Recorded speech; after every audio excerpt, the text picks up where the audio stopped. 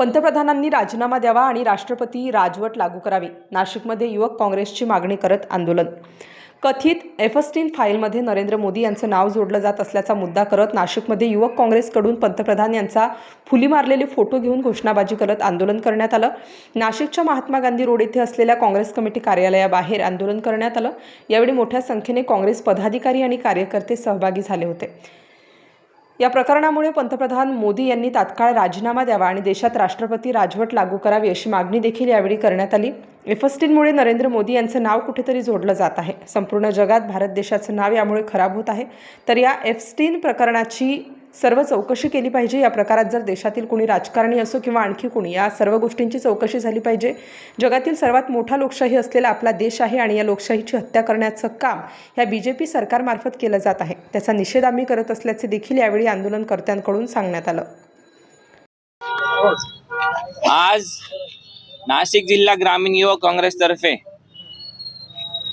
जिल्हाध्यक्ष गौरव पानगवणे यांच्या नेतृत्वाखाली आणि सर्वच युवक काँग्रेसचे तालुका अध्यक्ष, जिल्हा पदाधिकारी या सर्वांच्या उपस्थितीत आज पूर्ण जगाचं लक्ष ज्या मुद्द्याने वेधलं आहे आणि संपूर्ण भारत देशाचं नाव ज्यामुळे देशाचं नाव जगात खराब होत आहे, अशा या एफस्टीन फाईलमुळे आपले आदरणीय पंतप्रधान नरेंद्र मोदी यांचं नाव त्या घटनेशी जोडलं जात आहे आणि कुठेतरी याच्या संदर्भात आवाज उठवणं गरजेचं आहे. जगातली सर्वात मोठी लोकशाही असलेला आपला देश आहे आणि या लोकशाहीची हत्या करण्याचं काम ह्या BJP सरकारमार्फत केलं जात आहे. त्याचा निषेध आज आम्ही इथे करत आहोत. एफस्टीन ह्या प्रकरणाची पूर्ण चौकशी झाली पाहिजे.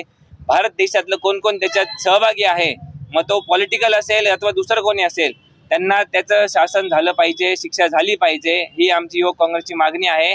आणि याच मागणीसाठी आज आम्ही नाशिक शहरात, नाशिक जिल्ह्यात आम्ही याच्या संदर्भात आज आंदोलन करत आहोत.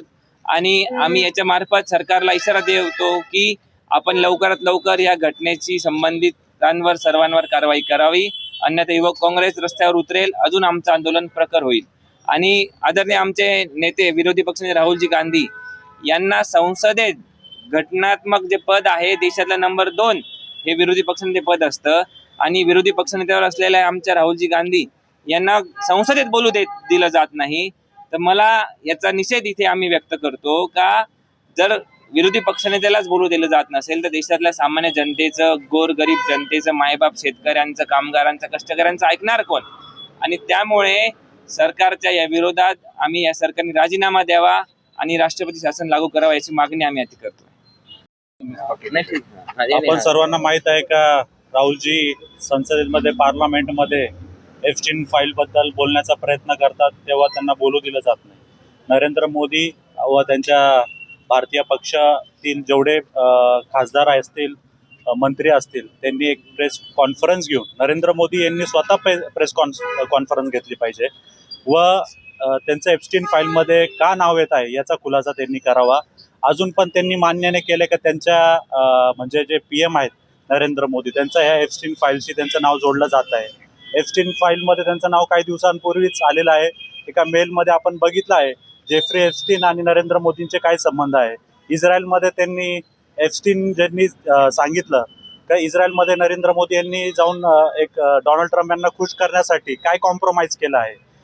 स्टार न्यूजसाठी मोहसिन पठाण, नाशिक.